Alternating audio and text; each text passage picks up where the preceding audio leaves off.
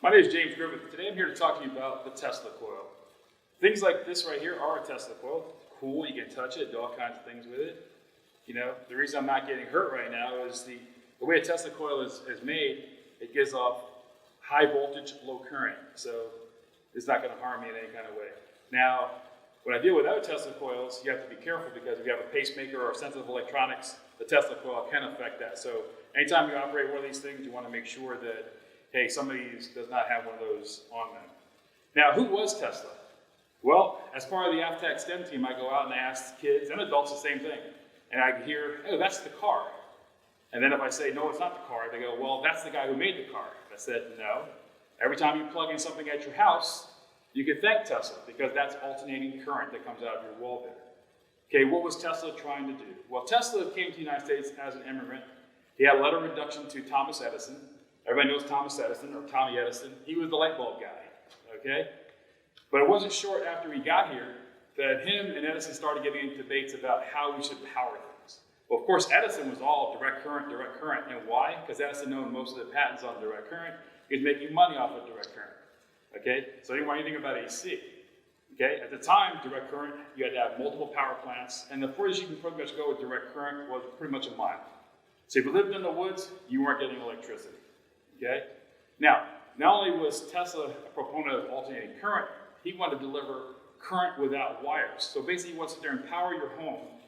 Basically, if you're from a device he basically called a Tesla coil for his experiments and stuff. So almost like, say, a wireless cell phone works, right? If you're near a cell tower, you have a signal. If you don't, you have no signal. So here we go.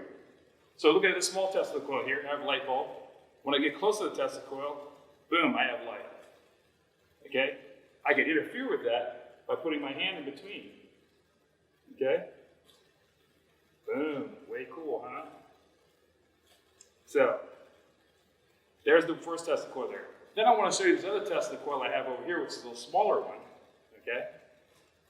This Tesla coil, if you see it spinning here on top, I'm going to stop the spinning for a minute. Each end is bent in a different direction. Okay? So when the plasma escapes, it forces the metal top on top to go ahead and spin. Okay? Then I'll say, hey, let's go ahead and light this light bulb if we can with this right here. Wow, that's a lightsaber. Luke, I'm your father. So, as Tesla was developing his ideas of wireless electricity, he inadvertently basically discovered wireless communications. So, with that, he basically wasn't interested. He was more like, hey, I want to do this wireless electricity thing and give free electricity to the world without using wires. Well, a guy named Marconi basically said, hey, I like this wireless radio stuff. So Marconi took a lot of Tesla's patents. As a matter of fact, Tesla's engineer, Otis Pond, basically said, hey, this guy Marconi is getting all the credit for the radio.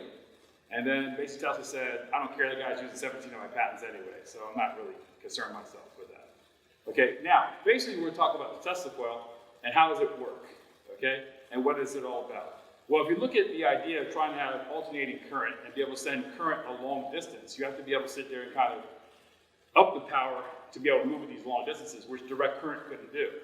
So alternating current through transformers, stuff like that, ups the power. So you can go great distances. Okay, when Edison and Westinghouse, basically the two guys involved in what's basically called the current war, AC versus DC, built their different generators. Westinghouse built one at Niagara Falls. The AC generator there was able to transmit power 26 miles, which was a game changer at the time. So essentially, AC won out over DC. Okay. Now Tesla's coil basically has a capacitor here at the bottom. You have a primary coil, which is here. Then you have a secondary coil here. Okay. The capacitor stores the energy. It comes up to the primary coil. So we basically go from the 110 volts of electricity we have coming in to now it's basically going to become 10,000 volts of electricity. Then when we get to the middle here, now you're talking about 100,000 volts of electricity. Okay? Now, this power back and forth, we're trying to create a thing called resonance. Okay? Resonance basically is you basically were on the playground as a kid, like I was a long time ago. Okay? You basically get on a swing and your buddy pushes you. You swing back and forth, try to get higher and higher and higher. Then eventually, what do? You jump off the swing. So think about this as kind of that same exact thing. You're going back and forth, back and forth.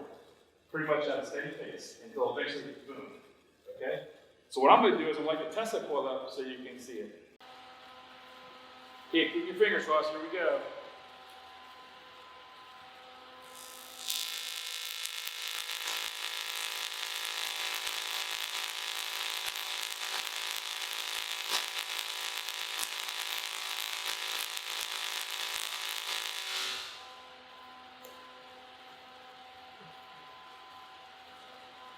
So what happened there to go ahead and create those sparks? Well, the magnetic energy the magnetic field that's created by the Tesla coil basically converts to a big power surge. That power surge is so strong it goes and breaks apart the air molecules, which basically creates that blue spark you see at the top. If we had our little laptop working, I'd be able to create music with the Tesla coil. You've probably heard that before. And the way you do that is basically sit there and change the frequency of how you turn the thing on and off, on and off, and on and off. And sound waves, basically, if you basically sit there and you pull apart your stereo speaker, and you have a little woofer in there, as it vibrates, that's how you get sound. So all we basically do is vibrate the plasma, and you get the same exact sound. Okay, so knowing what I told you today about AC versus DC, what do you think you have in your house today? Well, you actually have a combination of both. Because computers, monitors, TVs, things like this that have a real sense of electronics in them, have to have power at a constant pace. The way AC works, AC goes back and forth 60 times per second. Every time it goes back and forth, it actually loses a minimal amount of energy. But computers and sets of electronics like that can't stand even that minimal amount of energy loss. So therefore, when it comes to your house's AC, they'll see little power bricks or whatever devices that converts it back into DC, so those sets of electronics can understand it. Where your appliances and other things were built to basically be able to sit there and work off of alternating current. Now today, ironically, the Tesla car is named after Tesla. It's a direct current vehicle, so it's kind of like AC and Tesla, the father of AC. The vehicle we're driving around is a great direct current vehicle, okay? As we move into solar energy, we're bringing energy down to batteries. Those batteries are through an inverter converted back into AC. So you kind of still have this battle between AC and DC going on today. One of the most interesting things I think about Tesla, I want to leave you with, is the fact that Tesla, you got to realize in the early 1900s, where you barely have a telephone, Tesla predicted that if we ever develop wireless technology to its full potential, we'll be able to send voice, video, pictures off of great distances to a single device. So today, what do we have? The smartphone. So Tesla was definitely an ingenious guy before his time.